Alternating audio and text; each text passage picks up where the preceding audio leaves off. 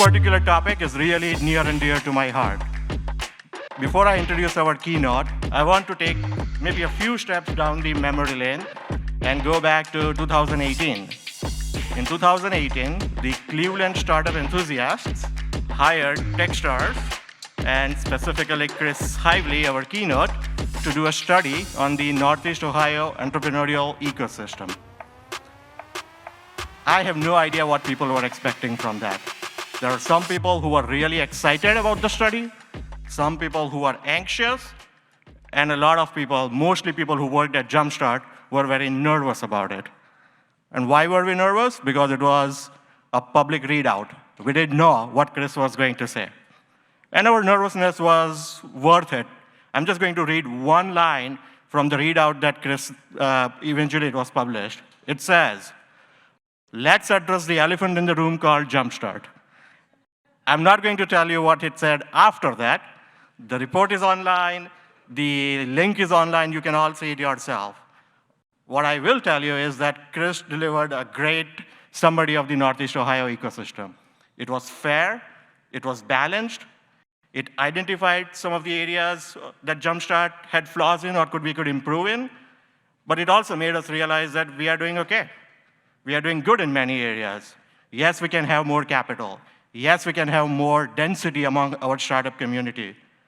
But the single biggest thing that it identified was we needed a culture shift. We needed a culture shift where everyone was participating in the startup community. Not just JumpStart, not just our partners, not just a handful of founders. Everyone was participating in the startup community. Why do I bring that up today? Friends, 5 years ago and now, those topics are equally relevant. JumpStart, our partners here, collaborators throughout the state are doing everything that we can, but we need active participation from all of you. As I was preparing my notes, I read a recent quote from Chris, where he says, "Measuring startup communities is the biggest myth and probably the single biggest challenge in moving a startup community forward." Chris, I don't know about others. I agree with you. We do not need another study on JumpStart. I guarantee that. So with that, I'm delighted to welcome Chris as our keynote. Chris is a lifelong enthusiast, entrepreneur, co-founder of MapQuest, SVP of Ecosystem Development at Techstars, and works with startup communities throughout the country. Because of his passion for startups, he's often called the startup enthusiast, or startup whisperer, rather, sorry, because of his work with founders, investors, and the community members. He told me that stage is his happy place, so here your happy place is, Chris.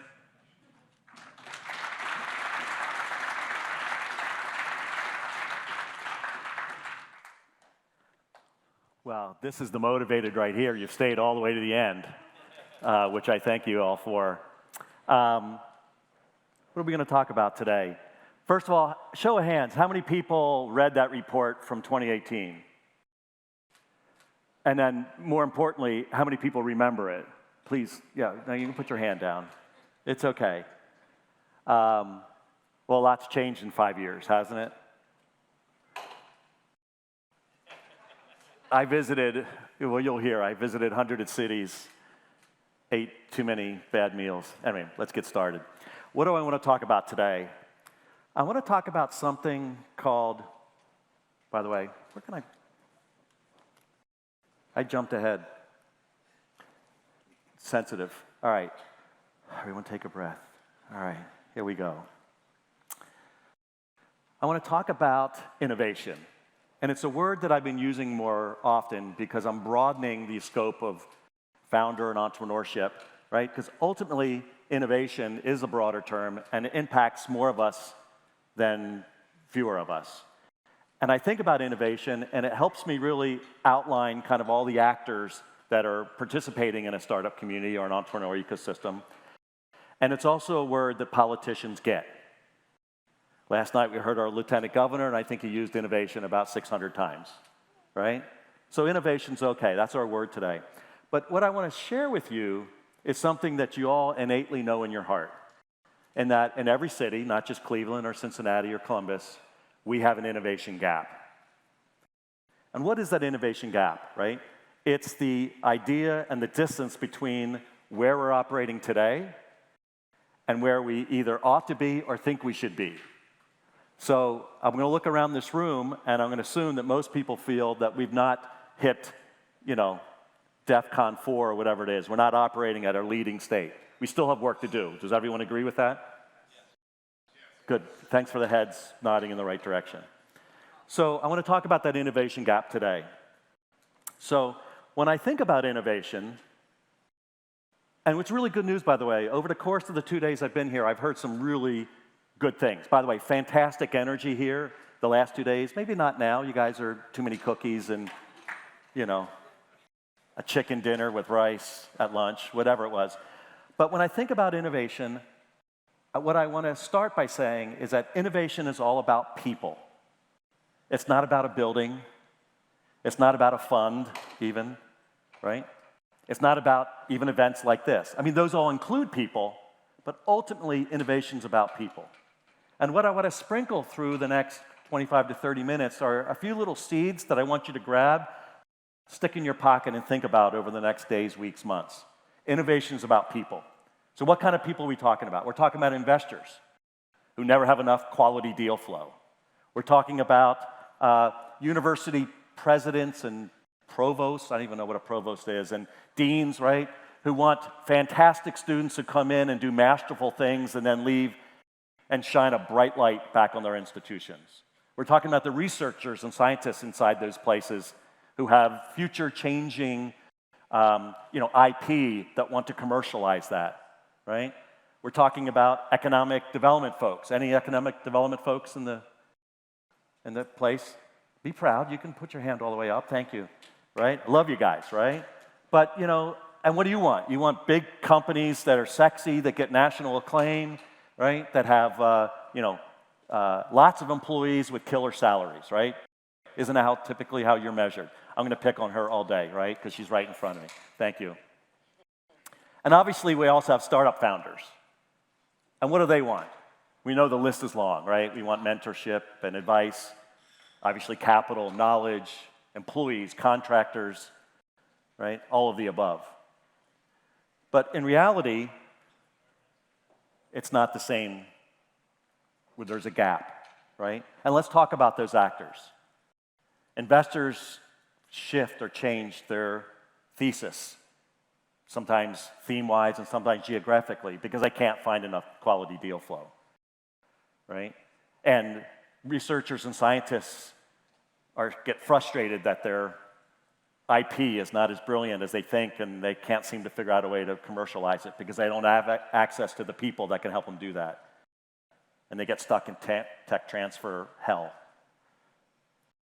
Economic development folks are overly scrutinized because the activities that they fund haven't seemed to manifest themselves into the big companies, again, that get this national attention. And founders always want capital, right?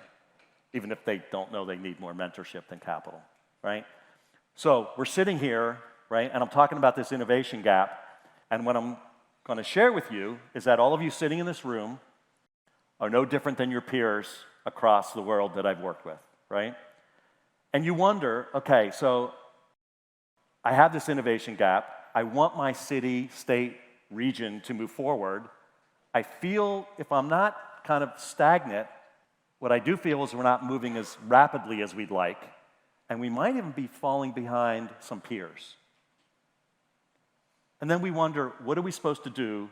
What can I do? Hopefully, some of you ask yourselves this question. What can I do to spur this on? What can I do other than putting my head down and doing my thing, founder, economic development, researcher, investor, what else can I do?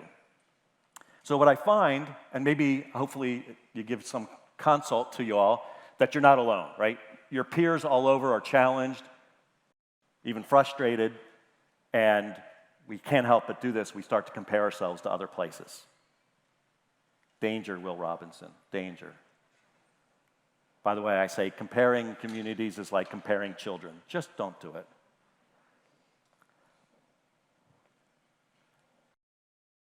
You're supposed to chuckle at this slide a little bit. Okay. the innovation gap is sizable. And it's so sizable that it's important. And it's important, and it gets the attention of politicians and business brokers and big cheeses, corporations, right? They said, like, we need to solve this. And my most common observation across the world and across cities is that the same people sit in the same room having the same discussion and operate in what I call like a status quo, more of the same mindset, right? They're basically trying to figure out, how do we find the solution or the equation to close this gap? Well, we all know the definition of insanity, right? Which is doing the same thing over and over again and expecting a different result. So by the way, this is part of the presentation where I'm kind of giving you the real shit. But I promise we're going to build from there. I'll show you a path forward. And this path forward, or paths forward, is more of a mindset. And give you a foreshadowing, like a good movie. I'm going to give you some tips at the end that each one of you can do individually that collectively starts to shine a better light and start to help more founders and create better deal flow and help people commercialize their research, and on and on and on. But first, I'd like to tell you a story. Thank you. That's the right response. I'm the dork in the middle. Those are my brothers, Tim and Mark. Obviously, it's Easter, because I never wore that outfit prior to this. And this is in front of our kind of starter home and our starter neighborhood with, I think there's 22 kids in our neighborhood. We're at the head of the cul-de-sac. We all went by Chrissy, Timmy, Marky, Jimmy, Chucky, Danny. Anybody grow up in a place like that? How about most of us grew up in a place like that? And the reason I'm starting this story is I want to talk about my arc and my rewiring of my mind, okay? So you can probably drop the to ooh. So my dream when I got to high school was to be the quarterback for the football team. Now, the problem is that by the time I was a sophomore, I was about 5 foot tall and 85 pounds. I had my football, I'm all ready to go, coach, just put me in. That does not make for a great football player. And what did why did I want to be the quarterback, right? Like many of us, I also wanted to be in the most popular jock clique. But I'm 5 foot tall and 85 pounds. And so what I would tell you I would do is I'd lay awake every night for hours, and I'd replay, right, the events of that day. Does this sound like any of you? And then I'd start to try to run scenarios for tomorrow, with the hope that I could start to manifest certain outcomes, right? If I could just control and be prepared, I can manifest the outcomes I want. I call this kind of a control mindset, right? And it probably didn't work. I think I had one date in high school, and I eventually became a really bad wrestler. I wrestled 112 as a senior. Such a jock. As I launched my business career, folks, I brought that control mindset into the first 3 companies that I worked for. Khaki International, which today is a $6 billion technology consulting company in Washington, D.C. Eventually went to work for the U.S. State Department as kind of their first map geek in the mid-'80s. Top secret clearance, mapping stuff. It's a great job, 70,000 employees, right? We, eventually made myself to R. Donnelley, at the time a $6 billion public company and a printer. I mean, these are gargantuan, huge institutions, right? And my control mindset fit perfectly, right? These are places that are structured very hierarchically, right? And this is also the way we do big business today. This is where I started building my business muscles. This is where I learned my first kind of leadership and management, right? And let's face it, what were the kind of the operating kind of principles? Work hard, work smart, control your career, measure success, rinse and repeat, right? Climb the ladder. Very controlled, right? Hopefully you know where I'm going with this. For all of you who, and maybe give me a show of hands, how many people kind of feel like they're in that mode, like their brain works that way? And be proud, like no one's going to admit to it, right? I know we got a room for innovators, but some of us, thank you, sir, some of us like the control piece. It's probably not true. He's just raising my hand to make me feel good. But, you know, this kind of predictably, you know, controlling or engineering business outcomes. By the way, let me remind you, this has been around for over 100 years, right? When our industrial age launched and kind of factory floors, right, where workers wore uniforms and made widgets and got assigned tasks. Processes and systems were built. Strategic plans if you got to be an executive, right? Quarterly plans and monthly reports. Anybody remember these days, right? You kind of measure things, right? Peter Drucker's what gets measured gets managed. If you're probably over the age of 30, this got ingrained in you if you work for any company larger than probably 100 million. What gets measured gets managed. Thank you, Hardik, for laying out my measurement thesis. So we got this control artifact that's over 100 years old that still permeates big business and government and things today. But I love this picture of Midjourney. Sorry, I used Midjourney to create the Simon Sinek picture. What Simon Sinek calls this is the finite game, right? The finite game, strict rules. There's a clock running, monthly, quarterly, annual, right? People are almost more like machines and robots than they are people. Just do what you say, do it faster, better. And the whole focus is on tight controls, the finite game. But then the world changed for me. And the world changed for me. You can give another ah out there somewhere. Here's my ah group over here. You like the goatee? When post MapQuest, I was asked and given $25 million to run a corporate venture fund out of Chicago. Filled my ADD perfectly because now I got to figure out what venture was like. And my ass sat in a lot of, airplane seats from Chicago to San Francisco and a lot of rental cars in 101 going up and down from San Jose to Cupertino and San Francisco. And I probably met, discussed, analyzed probably 300 companies, deep dives on about 100 companies. This is the late 90s, and almost all of them internet companies. Now, this is the important part of the story, and thanks for letting me walk through my life to set this up. But what I started to see is how innovation flourished. I didn't live in the valley, I didn't immerse myself in it, but I might as well have been kind of like an honorary citizen about the amount of time More importantly, I started to see how companies operated, how investors kind of worked with each other, and how the magic of the valleys we know it today. A few years later, I got sucked back into the mapping business with Rand McNally. Now, I want an honest show of hands. Who's never heard of Rand McNally or MapQuest?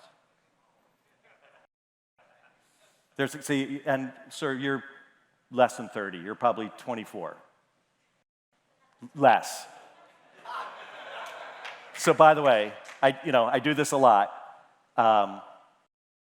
Anybody that's under about 28, even to 25, has never heard of these entities. They've never heard of MapQuest. By the way, it was 9 years before Google Maps. And you don't know who Rand McNally is, and if you're not unsure that we used to use paper maps to figure out how to get around, I want you to go home into your dad's car, and I want you to get in the back seat, and there'll be a pouch, and I want you to reach your hand in, and what's he going to find? A paper map.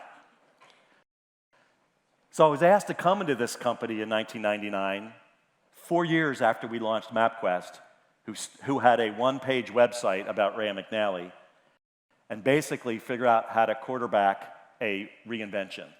Like how I did that? I finally got to be the quarterback. And reinvent this company, right? And we were woefully behind. By the way, $185 million revenue a year company with 1,000 employees. And what I started to remember is What were those innovation best practices that I had just witnessed for the last 3 years in the Valley? And what could I do to bring those to this company and to Chicago?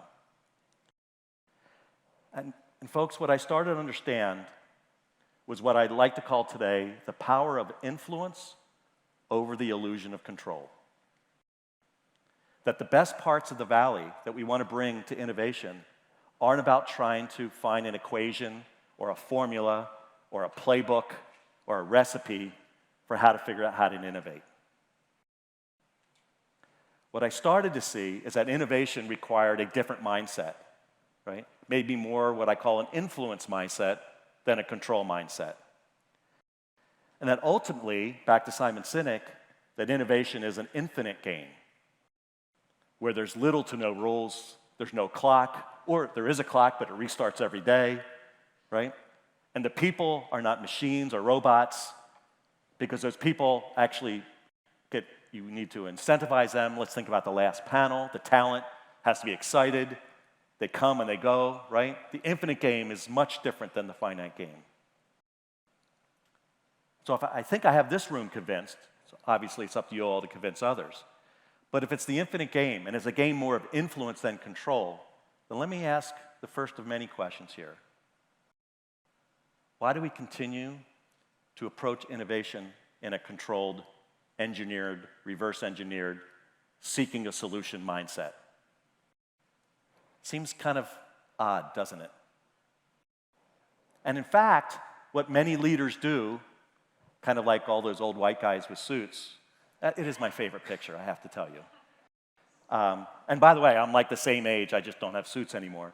But what I see in that group is that operationally, what we tend to do as a community is take the comfortable pieces of our control mindset and cherry pick a couple of the best practices that we've seen 40 years later in the Valley or Boston or New York, and try to blend those together and make that a strategy.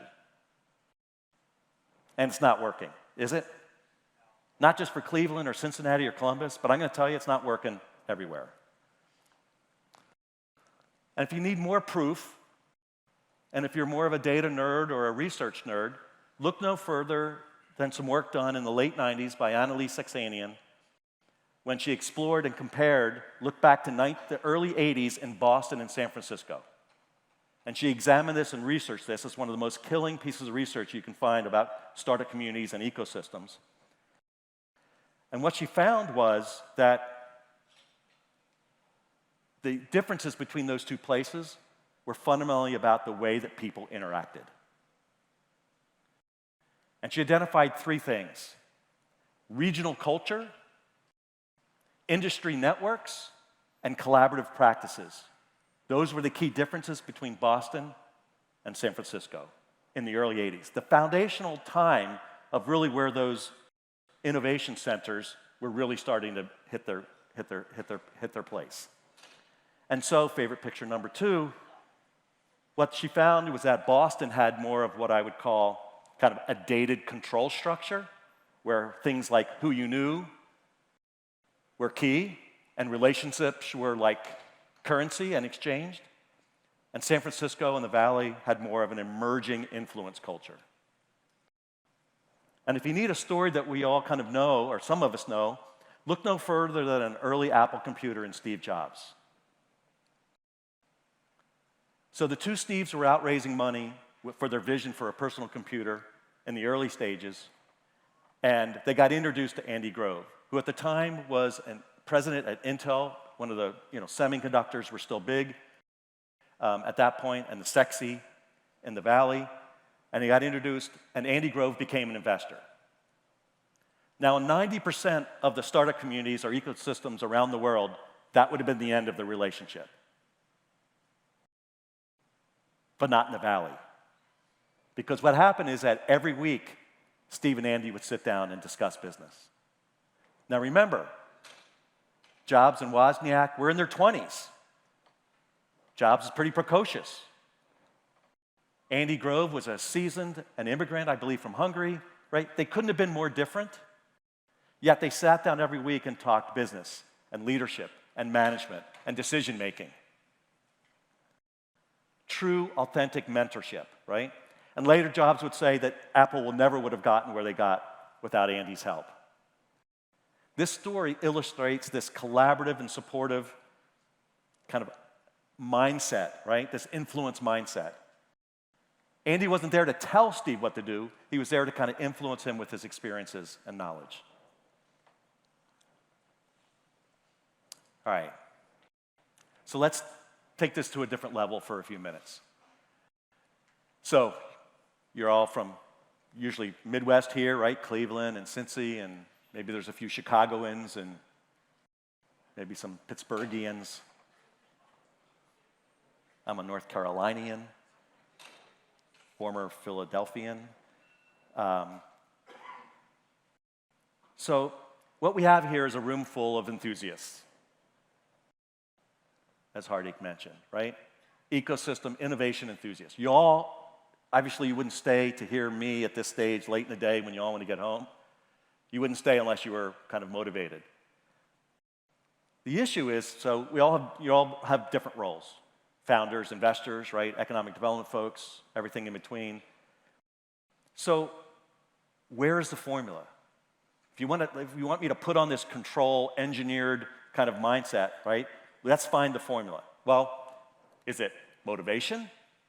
Are you guys less motivated than other places? No. And you've had motivation and the people, the leaders, motivated to do this for over 10 or 15 years. Is it intellect? Are you guys dumber than your peers? Anybody want to? Just that one guy over there. No. I can tell you, at least from 5 years ago, in the last couple days and the couple conversations that I've continued over the years with various people in the area, just as smart, just as experienced, right? You guys are able to lead this forward. So if it's not a lack of motivation or a lack of intellect, then maybe what else could it be? Maybe it's funds. Well, I can tell you right now that Ohio has put more capital, more money to play in places like JumpStart and others than I've seen anywhere else. But even some places, especially international, they've poured, over the last 30 years, millions and millions of dollars in this. And what has the control mindset in those people gotten us? Tall, shiny buildings, innovation centers, usually out in out 20 miles outside of town that no one wants to go see. Investment funds that can't find enough deal flow, and cutting-edge hipster conferences where Chris gets to wear his shacket. That's what they call that, by the way. My daughter bought this for me. It's a shacket. I feel like a Kardashian or something, I don't know. So maybe it's funds. Well, I can tell you it's not funds. So it's not motivation, it's not smarts, it's not funding. What are we doing wrong? What's the equation? What are we doing here? So here's the honest truth. There must be something we can't see. Or maybe it's something that we're not looking at in the right eyes. Maybe this thing is so complex that there is no formula, no playbook. Maybe there's not a recipe to run to kind of close that innovation gap. Maybe it's got too many dimensions for us to reverse engineer and too many variables. So maybe we need to drop this control mindset, by the way, and convince others, because I know this is a room of the willing. I had you at hello. But maybe we need to start embracing a deeper influence mindset. So as Hardik mentioned, I was here 5 years ago. I was working at Techstars. I'm now mostly semi-retired because airplanes and that ass groove that I had in American Airlines, I wanted to give that up. I spent the last 15 years solely dedicated. This has been my startup, trying to figure this out. I've done deep dives, including here with 15 different cities, some of them international. I've probably mentored another, ecosystem leaders in another 30 and interviewed people like you in 100 other cities. I got a lot of data, as we say. And all these people have different cultures and backgrounds and big colleges and small colleges, and they all have a bunch of assets.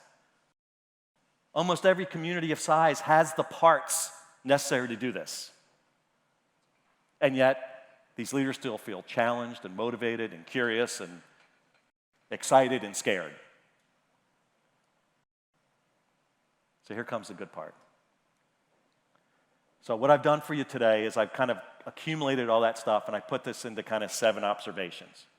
Here are common characteristics of what I see are the best practices in some of the best communities. And maybe, just maybe, you can take a couple of these and stick them in your pocket and think about what they mean to you. 1, great communities and their leaders and their influencers and their members collaborate. Like every day. No zero-sum game. No your win is my loss. No competitive natures. No, arguing over whose money that is, right? No, I'm not attending your event. None of that shit, right? They visibly and authentically and publicly collaborate. And when the founders, the new innovators see this, they say to themselves, this is a place I want to be. They're working on my behalf, which leads to the second observation. The great communities consistently put the founders in the middle of the equation. All right, so if you're a founder, current active founder, I'd like you to stand up, more than raise your hand. Okay, look around and remain standing, okay? It's going to be uncomfortable for 30 seconds. Here's the deal. I do this in lots of rooms. Typically, I ask you all to go to one side of the room, but don't do that. We don't have enough time. And everyone else to go to the other side of the room. To everyone who's sitting right now, I want you to look around and look these people in the eye and figure out a way to ask them, what can I do to help? You can sit down now. Thank you. Okay? It can be as simple as that. In my overly simplistic build the fort world, there's founders and there's everyone else. If you're not a founder and you're in this startup community, this entrepreneurial ecosystem, and this innovation economy, then your job is just to help them succeed. Isn't that what you want? You want them to succeed? Well, go help them. And the problem is that many entrepreneurial service organizations, obviously not JumpStart, but the ESOs, as we call them, sometimes lose their way. And they sometimes get to spend more time on the ESO, on their organization, than they do with the very founders they're supposed to serve. If you work for one of these organizations and you're not meeting a founder every week, you're doing it wrong. How can you serve them if you don't know what they're doing? My son says I said that word too often, so on the video I can show him that I didn't do it that time. It can be as simple as that. Great communities never lose the idea that the founders matter most. 3, shared networks. Now, a couple of you are going to start freaking out right now. Just breathe through it. I promise you can do it, okay? Share your network. What do founders need? What do you need, young lady? Capital. See? What else do founders need? Mentorship. Connections, advice, employees, contractors, knowledge, insight, a shoulder to lean on as often as anything else. Someone that just listens to them. All those things come by connecting people. All those things can be solved by somebody in your network. You know what's special about everyone in this room? The network that you collectively have is very different than the network in someone else's room in Chicago or Dallas or Philly. It's your secret sauce, yet you rarely use it. Expose your network. I always thought I should be careful how I say that. All right? I do this every day. I have open office hours. At the end, you're going to see my website and my email. Email me. I've done it for 10 years. Somewhere between 2 and 3 hours a week, 20 minutes. You can sign up. No curation. No judgment, right? Or maybe a little curation sometimes, right? Open up your network to others. That's the best way you can help founders. I am not the smartest person in the room, but I know a lot of people who are smarter in that thing they're looking for, right? That's how you can help. That's a unique asset that you have here. Now, honestly, some of you are afraid of your reputation. What happens if I introduce two people together and the one guy's a dork? It's usually a guy, right? Thank you. Well, they are dorks. By the way, innovators are quirky, and they're awkward. They sometimes don't have social graces. So,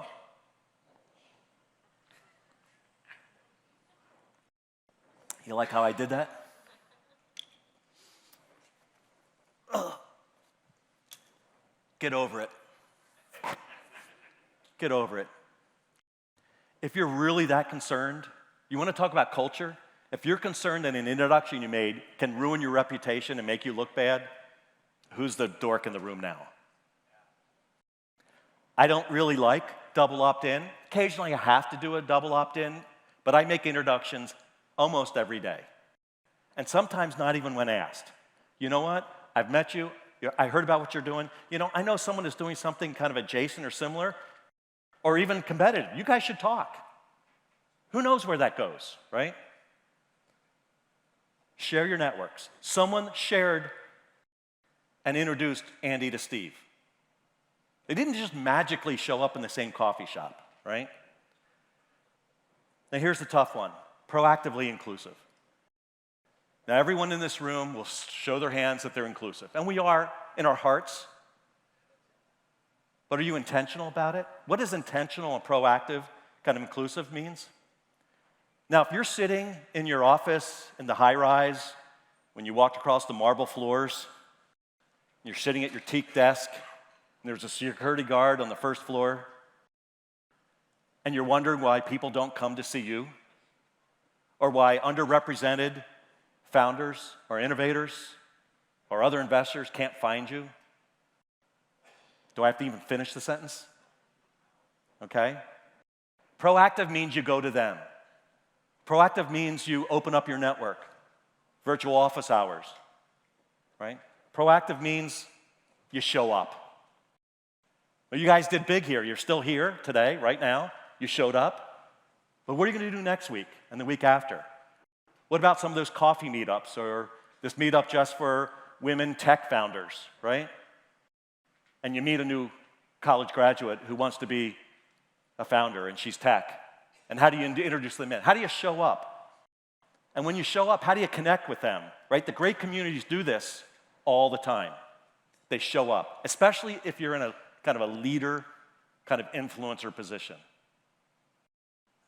And I know it's hard. We have families. Most of these things are at night or in the morning or at lunch. But when you show up, it's a visible signal that you care. And what do we all really want in life as humans, right? We want people to care about what we're doing. Great communities have that kind of very empathetic, show-up kind of muscle. Storytelling. So it's really cool. Over the last couple of days, I've heard a bunch of stories. I didn't hear those stories 5 years ago, by the way. And it's not that they weren't there, but they weren't being told. And how do you do this? Email, blogs, Twitter, Instagram, one-on-one coffees. You're all going to go out and start connecting with people because I asked you to. And what are you going to do? Hey, did you hear Sarah just got a big deal at Google and she's out there right now? Hey, did you hear Devin just raised $1 million from that group in Dallas that he was hoping to do? Those little stories may seem just kind of like throwaways, but collectively they're gold. It doesn't have to be formal, but it can be. It doesn't have to be a newsletter or a blog that someone puts together, though it could be. But you're all agents of innovation here, right? I've all deputized you to be part of this thing. When you're hearing stories from founders because you're meeting with them and you're connecting with them, share those stories. Why? Because they're contagious. Because they build confidence. They build community confidence. And people start to believe that maybe there's something here. then maybe we can close this gap. I made a joke 5 years ago. I said, it seems like some people think the glass is half full, some think it's half empty. Clevelanders think someone stole the glass. I felt bad about that. Others said, thanks for saying kind of what's out there, right? Let's get over that crap and let's move on from that. And not just Cleveland, but Cincy and Columbus. Like, there's good things happening, right? Let's tell those stories. And I saved this one for last. And I chickened out. I put community ego. Really what I want to say is drop the frickin' ego, right? The great communities have very little personal ego. They connect with people. I'm not too important for you, right? I'm not accessible, right? They don't do those things. Great leaders are accessible. They show up. They have meetings. They put themselves out there. Great leaders are vulnerable. They're empathetic. They're curious. Many of them are even fun, but they're not royalty. Don't let them be royalty. Don't treat them like we're just all humans on the same entrepreneurial journey, just at different stages, right? Great communities don't have a lot of ego. Maybe there's a community ego involved, right? They celebrate each other's wins. As organizations, as companies, as individuals. And then the cool thing is, they give thanks to other people. You know how amazing it is when you give thanks to someone? When you say thank you for doing what you do? Don't you feel a little more empowered, a little more special? Imagine that at scale.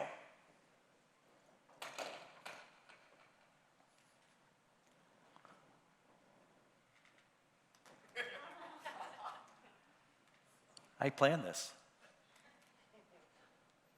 Maybe that's a younger me.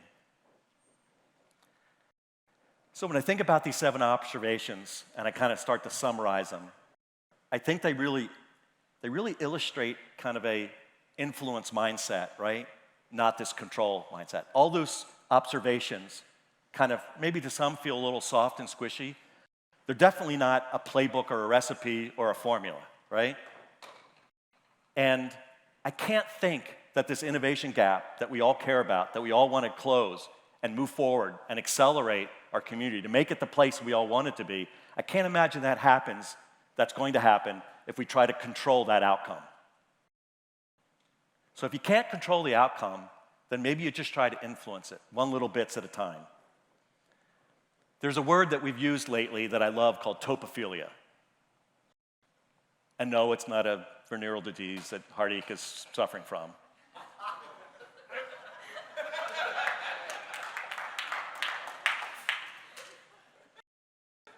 At least not yet.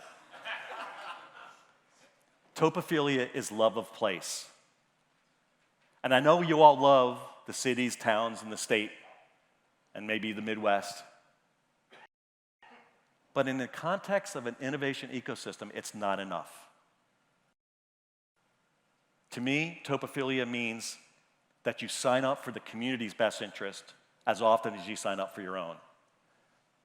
That good things will happen to you if they happen to the community. The classic, a rising tide floats all boats. That when the community wins, I will win. Maybe not directly, maybe not exactly in that moment, but at some point. As a founder, if my peer raises money, that doesn't mean that money doesn't get to me. It means that maybe more money is going to flow when they do a great job, and you help them do that while you're still building your company. Self-interest kills community. It kills trust. Community is all about trust. No community, no founders. Remember this thought. Founders, innovators, entrepreneurs, don't just decide who they're going to do it with, what they're going to work on, and when they launch, but they also decide where. You want to build a community, you want to make sure this place is a place that founders do their innovation, then build a community for them and around them. So, I've talked to many of you over the last couple days, and I've asked these kind of questions. What's happening? What's different? And I see that this place has continued to evolve. And I'm really super happy for you. There seems to be more founders. I don't think this kind of event would have happened 5 years ago. The energy yesterday and today was palpable. I didn't see events that had that kind of energy. Remember, this energy creates confidence. Confidence is contagious, right? Maybe there's someone sitting on the fence, but maybe not after the last 2 days. But I think of that as kind of an evolution.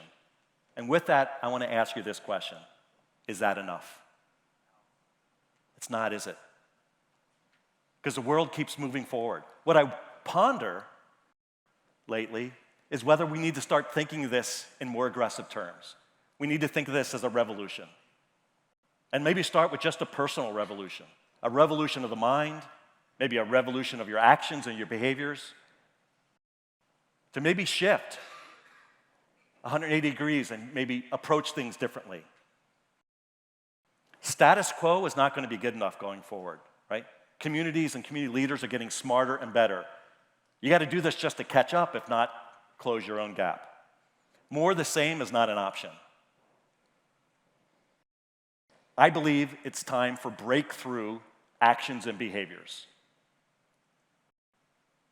If you're wired for a control mindset, I'd like to help rewire you into an influence mindset. I think that's the only way forward. So, I'm going to give you 3 easy takeaways. Now, I guarantee you that some of the people in this room are going to say, oh, that's cute, but that's not me. I don't do that. And some people may say, hey, these are great, Chris, but they're kind of small and inconsequential. This is not going to move the needle forward.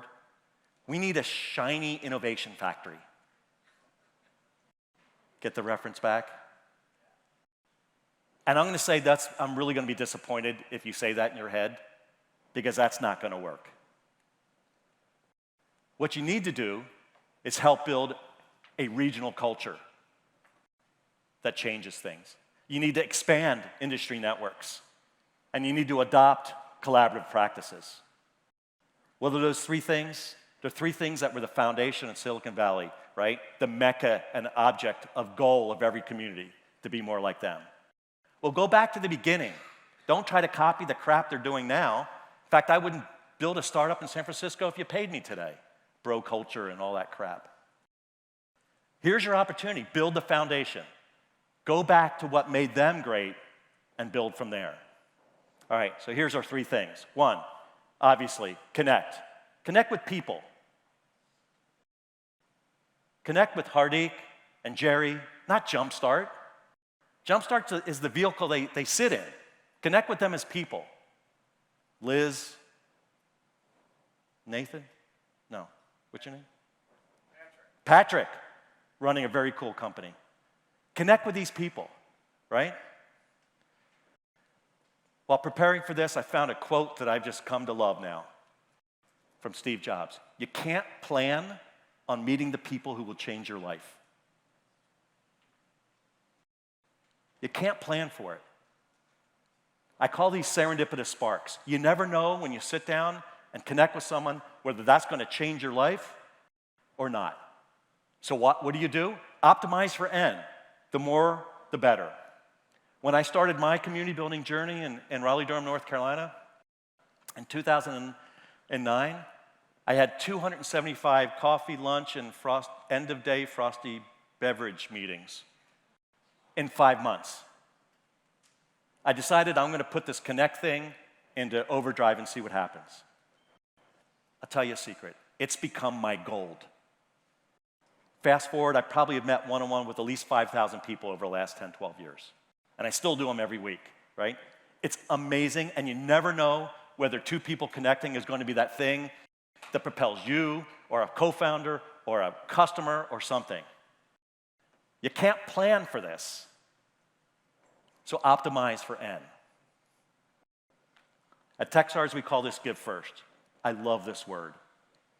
The notion is, don't make this a transaction. Give to the person in front of you for no expectation of getting anything in return.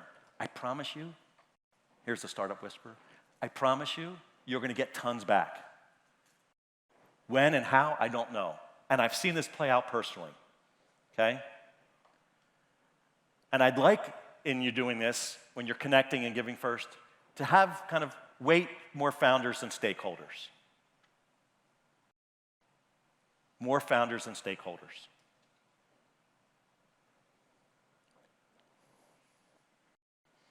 And lastly, celebrate. Celebrate these little wins. Individually, collectively, celebrate them every day, right? Bob Noyce, former CEO of Intel, says, optimism is the key ingredient for innovation. So help build your piece, right? I have a line that I've adopted from the Death from a Thousand Cuts. It's success will be through 1,000 nudges. Each one of you can do that nudge, or be that nudge, right?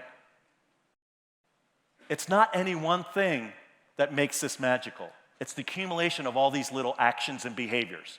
This is why you guys can all do it, right? And you can do it tomorrow, right? Have fun doing it. It's a lot more fun being optimistic and sharing those stories than not. So I'm going to finish up the 3 takeaways. Connect, give first, and celebrate. Great way to express your topophilia for your city, your state, your region. Good news is, this doesn't cost you anything. We don't need any money from JumpStart or the state to do this, right? You can start it tomorrow or Monday. I'll give you till Monday if you want. And it builds tons of goodwill and trust. And by the way, you'll have fun doing it. So with that, I want to thank you for listening for all this time. I don't put this information up if I didn't expect you to reach out to me. Send me an email. I have a podcast about startup communities that's pretty interesting, and a website with lots of good stuff. So thanks for staying. Thanks for being part of what you do. Thanks for doing your part of driving this community forward. And thank you so much.